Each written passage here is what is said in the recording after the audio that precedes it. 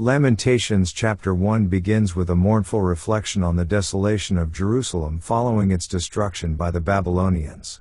The chapter opens by personifying Jerusalem as a widow, once full of people and glory, but now left in ruins. She is described as weeping bitterly in the night, unable to find comfort. The city, once a place of joy and prominence, has become desolate and lonely, with no one to comfort her. The author laments the loss of the city's grandeur, symbolizing the deep sorrow and regret over its fall due to its unfaithfulness to God. The chapter continues by acknowledging the reasons behind Jerusalem's destruction, which are attributed to the people's sins and their rejection of God's commandments. The consequences of their actions were inevitable. Their enemies now surrounded them, and Jerusalem was subjected to suffering and disgrace. The author highlights how the city had become an object of scorn to those who had once feared it, further intensifying the sense of shame and abandonment. The grief of the city is expressed as a cry for help, with Jerusalem acknowledging that her suffering is a result of God's anger. The chapter recounts how her enemies have triumphed over her, and how she has no one to defend her. The once strong walls of Jerusalem have fallen, and the city is left defenseless. The people mourn the loss of their children and the desecration of their temple, crying out to God for mercy and deliverance, recognizing that their plight is a direct result of their sins and the Lord's judgment upon them. In the final verses of the chapter, the author reflects on the deep anguish that the people of Jerusalem are experiencing, and calls for God to see their affliction. There is a tone of hopelessness, but also an implicit plea for God's intervention. The chapter concludes with a recognition of the Lord's righteous anger and a sense of despair that the city has become a mockery, but the people hope for eventual restoration. The desolation of Jerusalem is portrayed not just as a physical ruin but as a spiritual reckoning for the people's disobedience, setting the tone for the rest of the book of Lamentations. Let's now read Lamentations chapter 1. How doth the city sit solitary, that was full of people? How is she become as a widow? She that was great among the nations, and princess among the provinces, how is she become tributary?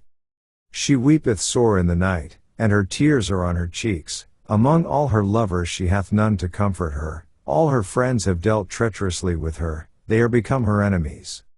Judah is gone into captivity because of affliction, and because of great servitude. She dwelleth among the heathen, she findeth no rest. All her persecutors overtook her between the straits. The ways of Zion do mourn, because none come to the solemn feasts. All her gates are desolate, her priests sigh, her virgins are afflicted, and she is in bitterness. Her adversaries are the chief, her enemies prosper, for the Lord hath afflicted her for the multitude of her transgressions. Her children are gone into captivity before the enemy. And from the daughter of Zion all her beauty is departed. Her princes are become like harts that find no pasture, and they are gone without strength before the pursuer. Jerusalem remembered in the days of her affliction and of her miseries all her pleasant things that she had in the days of old, when her people fell into the hand of the enemy, and none did help her. The adversaries saw her, and did mock at her Sabbaths. Jerusalem hath grievously sinned, therefore she is removed. All that honored her despise her, because they have seen her nakedness. Yea, she sigheth, and turneth backward. Her filthiness is in her skirts, she remembereth not her last end, therefore she came down wonderfully, she had no comforter. O Lord, behold my affliction, for the enemy hath magnified himself.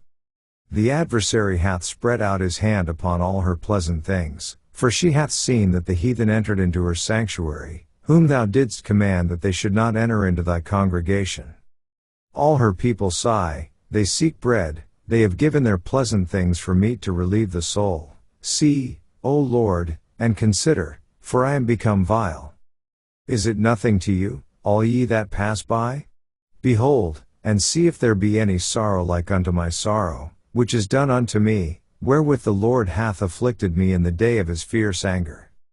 From above hath he sent fire into my bones, and it prevaileth against them. He hath spread a net for my feet, he hath turned me back, he hath made me desolate and faint all the day. The yoke of my transgressions is bound by his hand, they are wreathed, and come up upon my neck, He hath made my strength to fall. The Lord hath delivered me into their hands, from whom I am not able to rise up. The Lord hath trodden under foot all my mighty men in the midst of me. He hath called an assembly against me to crush my young men. The Lord hath trodden the virgin, the daughter of Judah, as in a winepress. For these things I weep, mine eye runneth down with water, because the Comforter that should relieve my soul is far from me. My children are desolate, because the enemy prevailed. Zion spreadeth forth her hands, and there is none to comfort her. The Lord hath commanded concerning Jacob, that his adversaries should be round about him. Jerusalem is as a menstruous woman among them. The Lord is righteous, for I have rebelled against his commandment. Hear, I pray you, all people, and behold my sorrow. My virgins and my young men are gone into captivity. I called for my lovers, but they deceived me. My priests and mine elders gave up the ghost in the city, while they sought their meat to relieve their souls. Behold, O Lord, for I am in distress, my bowels are troubled, mine heart is turned within me, for I have grievously rebelled. Abroad the sword bereaveth, at home there is as death. They have heard that I sigh, there is none to comfort me. All mine enemies have heard of my trouble, they are glad that thou hast done it. Thou wilt bring the day that thou hast called, and they shall be like unto me. Let all their wickedness come before thee, and do unto them, as thou hast done unto me for all my transgressions, for my sighs are many, and my heart is faint. This ends our reading of Lamentations chapter 1.